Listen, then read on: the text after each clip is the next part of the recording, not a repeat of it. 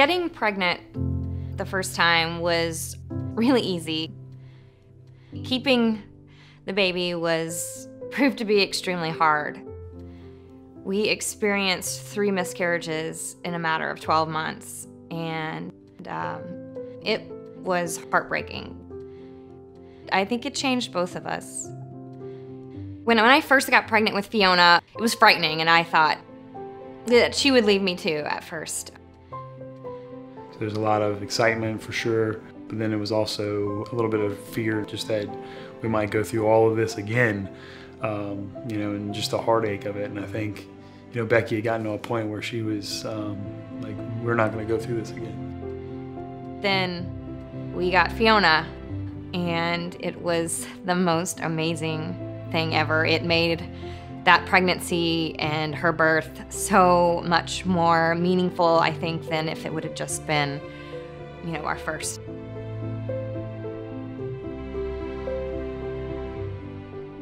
I'm just trying to enjoy the last, you know, few months that we have with just a family of 3, which is really important to me. Kind of hold on to that for just a little longer because it's been so special.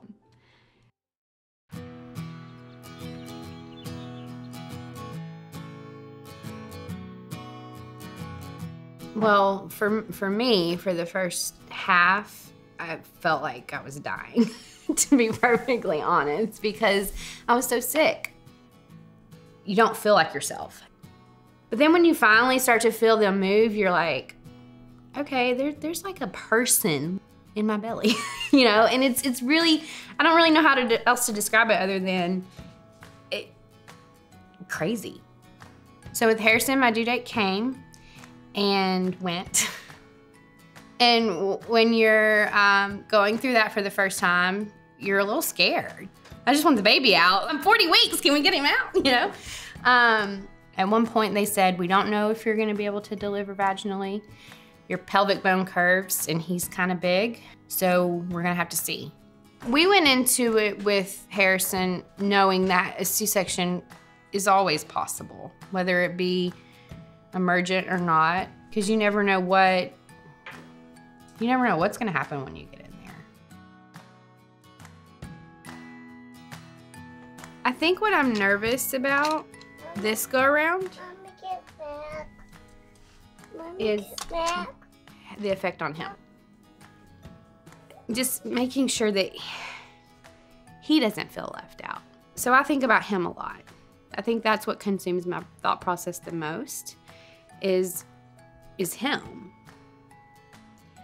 As we get closer to the arrival of this baby, the time with Harrison has become a lot more sacred and very sentimental. This could be the last time we go out to the garden as a family of 3. You know, this could be our last meal as a family of 3. He has been so much of our focus for the last 2 years. It's hard to think about him having to take a back seat. So it's cherishing every little moment to make sure that he's feeling loved. All right, Rebecca, I have that you have a due date of August the 8th, 37 weeks and 2 days. Does that sound right? Right. Okay, very good. And we already know the sex? Yes. Okay, good. It's a boy. It's a nice warm gel for you. You can double check though. I definitely will. It is a boy. Oh yeah. Yep. Right there. There we go. There he is. Oh, got a little feisty one in there. Keep getting kicked. There's some toes. Oh my gosh, those are so cute.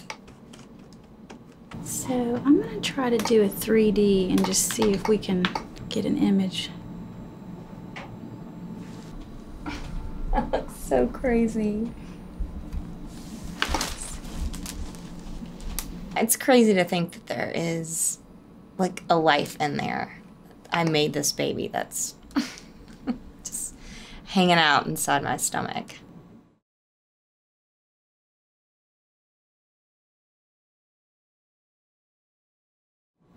So we reviewed your ultrasound. Everything looks great. Baby's growing appropriately, so everything looks good. So there's no need to like, I'm so scared that he's gonna be this huge baby, so he's fine. Yes, and the ultrasound is not perfect. It's good at predicting weight, but not perfect. But they're saying 7 pounds, 8 ounces.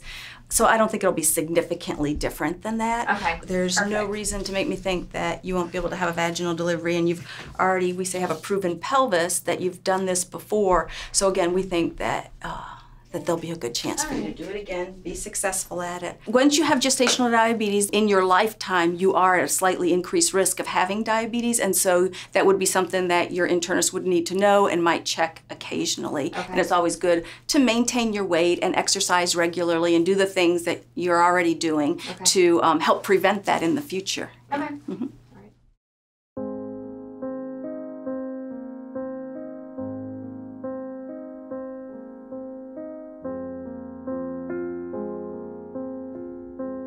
I think I will feel a little bit nervous when I see Dr. Hood.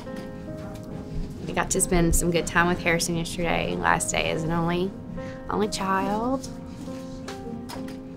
He might have slept in our bed last night. My actual due date is Monday, so we are 4 days ahead of schedule. It's being considered an elective induction. Thank you guys, and I'll let them know that you're here. Congratulations. Thank you. You're welcome. They gave us the option, since we have a small child at home, that to make a plan for him, it would be kind of easier. And once you hit that 39th week, they're able to electively induce you if there's no other emergent patients, taking precedent.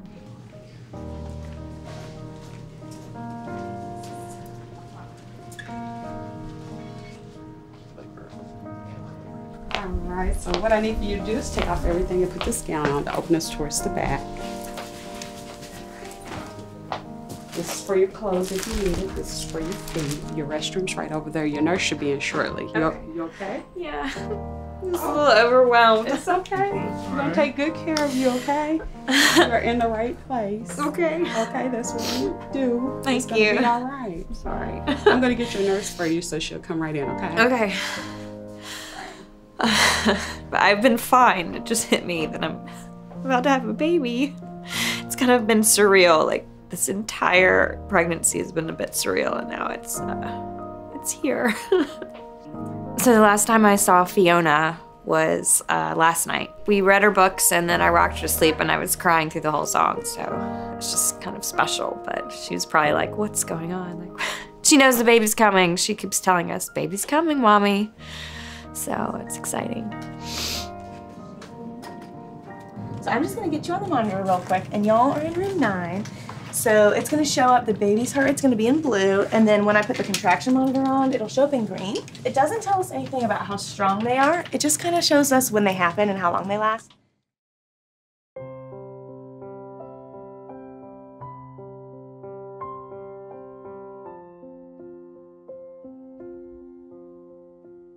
If nothing goes wrong with Lacey's induction, I mean, she doesn't need me to deliver her baby. Probably she could deliver her baby. Kevin could deliver her baby. Anybody could deliver her baby.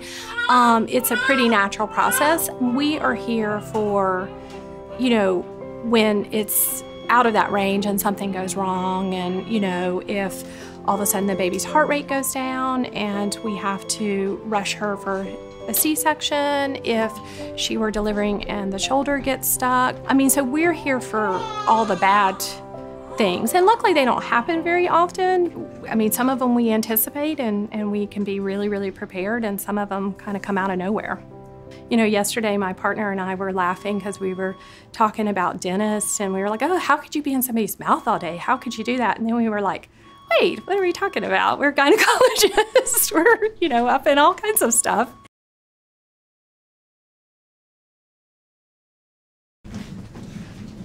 Didn't think we'd get here. Yeah.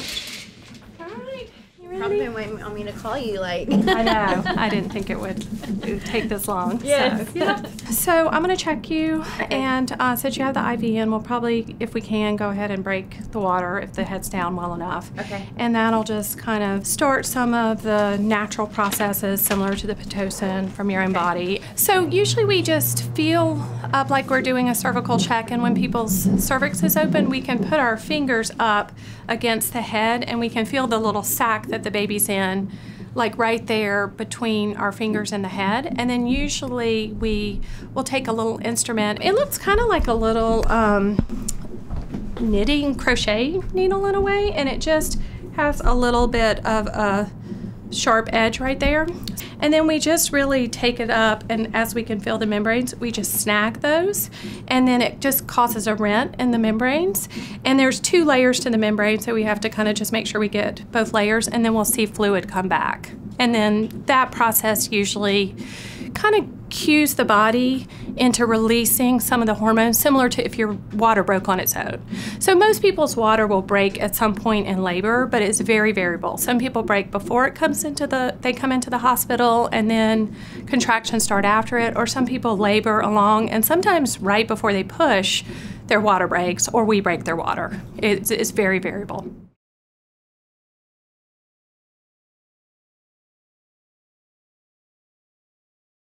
So this is the Pitocin. So I want you to at least see what it is. It is a bag of saline. Okay, so this is not all Pitocin. It's 500 milliliters of saline with 3 milliliters of Pitocin. So it's already an extremely dilute solution. Okay. We're going to start it at 2 milliliters an hour. So we really just want to give you just enough Pitocin to get you in a good, effective contraction pattern. Okay. 270 babies are born here on average every month. It kind of depends day to day. Typically, I do 1 to 2 deliveries every day. On a busy day, I've done 3. So it just kind of depends, but this is a huge day in a woman's life. So for me, every time, it feels like a huge privilege to be there. And obviously, this is what we do every day, so we kind of get in our routine. But every time at delivery, I get a little emotional. It's a beautiful thing.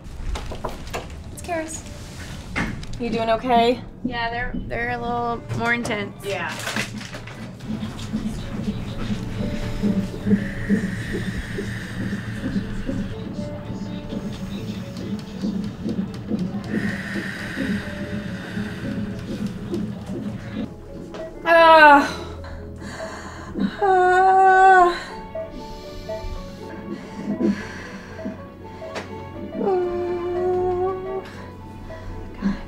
You got it. Almost done. Almost done. Nice deep breaths. Think controlled breath, okay? You can do it. Oh my God. You got it. Stay on top of it. You're in control.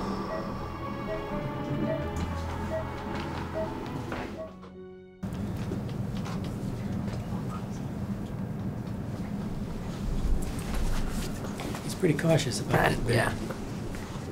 It's different.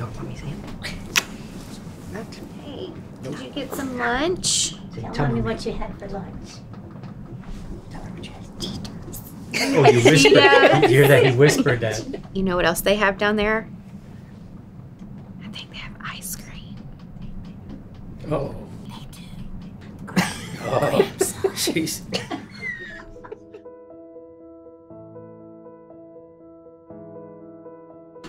So now as far as an epidural, with any procedure there are risks. With an epidural, the risks are bleeding, infection, and a headache. As long as you're willing to accept those, we'll get started. Okay? So first of all, I'll clean your back all off with sterile soap. I'll put some numbing medicine there. You'll feel a little stick and a sting, and then using sterile technique, the main thing you'll feel is pressure with placement of the epidural, okay? I'll tell you every step so you don't have any surprises, and I'll do my best to make this as easy as possible for you, okay? So for the next 15 to 20 minutes, you'll notice your epidural having effect. It will feel like your contractions are a little shorter because you're actually just feeling the peak of the contraction, okay? Now that little tube right there is all that's in your back. No needles, nothing like that. Through that little tube, we'll put a continuous infusion to keep you comfortable. There'll also be a little button for you to push for a little extra if you need it, okay? So I'm gonna get your feet kind of up in these stirrups. That way you don't have to hold your legs since they're so numb. You can kind of leave them in there, and then I'll kind of coach you on how to push. we're gonna push together for a little bit, and then it's kind of like 2 steps forward, 1 step back. You're gonna push, and his head's gonna come down, and then when you stop, his head will probably go back up a little bit. So, you okay? Yeah. You excited? Yeah. You're doing good. I know. It's emotional. You can cry. You got it. Done it before. You're doing so good. So we're just gonna get everything set up. Okay. We're gonna put your legs up in stirrups and kind of get things set up here. So. Are you okay? Yeah. You comfortable? Yeah. Okay. So what you're gonna do, Lacey, you're gonna put your hands back here behind your knees. When you have another contraction, you're gonna kind of push them, pull them this way, and I'm gonna kind of push on your heel. And you can kind of help Kevin just push on her heel. You're gonna have your legs back. Instead of pulling them towards your chest, you're gonna kind of pull them out like this to keep your pelvis open. You're gonna take a big deep breath in, and then you're gonna bear down and push. Honestly, it's like you're pooping. And if you do, we don't care. It's not even a big deal to us, and you probably won't even notice, honestly. Okay. Okay, so don't even think about that.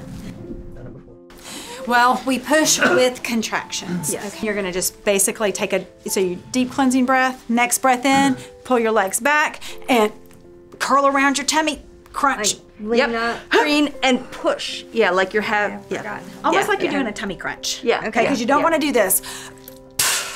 Yeah. Like lets it go. So you want to really crunch and push down kind of in your bottom. Okay, and hold it. We'll hold it as long as you can. And we're gonna blow it out. Breath in. And do it again. Yeah. Pushing like a poop. Yeah, like a poop. I'm gonna count to 10. Some people don't like that because it's too long or it stresses them out. If you don't, you can tell me. That's okay. But it kind of helps you stay focused for that time. All right, big deep breath in. I want you to pull back. Perfect. Big deep breath. Curl over your belly, kind of lift your head up and push, push, push. Perfect. That's it right there. Keep going, keep going, keep going, keep going. 4, 5, 6, 7, 8, 9, 10. Take a breath. Right back at it. Big deep breath in. And push down. I want you to take a big cleansing breath in. Deep breath in. Blow it out. Okay, grab those legs. Deep breath. We got that behind. Yep. Okay, big breath in. Chin to chest. And crunch and push. Hold your breath in. 2. Perfect. A little harder, a little harder, a little harder. That's it. That's it. What you want to do? more. Come on, a little more. 5. That's hard. That's it. 7. Right there. 8. Beautiful job. 9. 10. Ooh, good job. You really moved the Excellent. head. Okay, so go ahead and pull back on your legs. Take a big deep breath in. And push. Push as hard as you can. Push, push, push, push, push, push, push. That's it. Perfect. 3, 4, 5, 6. Yes, we saw that. 7. Good job. 8. 9, 10. Great job. That was your money push. Woohoo! That was good. That was good. We like that one. So I'm just gonna put a little oxygen on your face for when you're not pushing for his heart rate, because, you know, he's going through a lot. Give me a little 5, 6, 7, 8. That's it. 9, 10. Good job. Excellent job. You're moving it down every single time. You're doing amazing. Yeah. Okay. You look great too. She does. You do. You do. She's making it look really good. Okay, I want to put your foot on my hip. Hey, can we get Dr. Hood to the bedside? Yeah, I want her assessment. 5, 6, 7, 8, 9, 10. Take a breath. Right back at it and push. There you go. Good job. Keep going. Nice. 2, 3. Get So your the little heart rate's energy just back. going down a little bit with the pushing, but that's pretty normal. So we're just trying to make sure it's kind of coming back up in between. At the very end, when it's getting really super close, I'm going to call out. You're going to hear me call out for someone else to come in, and that's just to be an extra set of hands, okay? We need to have 2 RNs for the delivery, okay? We're gonna get all set up. You know, the baby's dipping down a little bit with the contractions. If we needed to, like if the baby really dipped down, we could probably put the vacuum on and just pull the baby over here out. But we're gonna get all set up where I'm ready and everything's kind of ready so that if the heart rate is doing something funny like that, we're prepared, okay? You're doing a great job. Yeah. Okay, big breath. Okay, here we go. Deep breath. Blow it out. Deep breath. Epidural takes that away. Yes, can I have an RN for delivery, please? He's okay. Oh, he looks great. Yeah. Again, if he wasn't, we would be doing something different. Right. Yeah. Yeah. Yeah. You're doing great. He's half in, half out his head right now. Oh, Lord. Is that TMI? May have been. Just because the heart rate's doing some dips down, she's going to call the nursery team to come in and just be available in case the baby, you know, needs some stimulation or suctioning or anything like that. Okay? Yeah. You're having one now, Lacey. If you can pull behind your legs. Room 9, we're pushing. You can come this side down. That's it. Good. Okay. All right. Can I move this? Keep the blue drape. Okay. Nope, you're You're done. There we go. You're done. 1720. Oh my God. Great job. You did it. I'm going to put them on your belly, okay? There you go. Great job. Great job. Oh my God. You did so well. Happy birthday. Hi, baby. Oh, you look perfect. Oh my gosh. Yeah. Zap, keep going, Lacey. You got it. That's it. Keep going. Just little pushes, little pushes, little pushes. You're doing great. You're so close. Good. Look down. Okay, look Head out. You need All right, we're going to pull your legs way back, Yeah. okay? Give me just So just take some slow deep breaths, okay? Shoulders out. Keep breathing, slow deep breaths. Push. the arms stretch back here. Let me just. Okay. Okay. We got the All arm. right. There we go. Perfect. Okay. All right. Shoulders are You got out. a little stuck because his back arm was back there. You did it. Adorable. All right, Mommy. It's gonna cut right in between here, okay? Right in between. Yeah. So cut from right there to there. Kind of tough. You both do it. He's so cute. Oh my goodness, All right, I'll take those back. We're good. But I'm gonna dry him off, okay? I need to dry that off. Yeah, he's all wet. Thank you, guys. Hey, buddy. Hey. I have the Hey. Hey. I'm a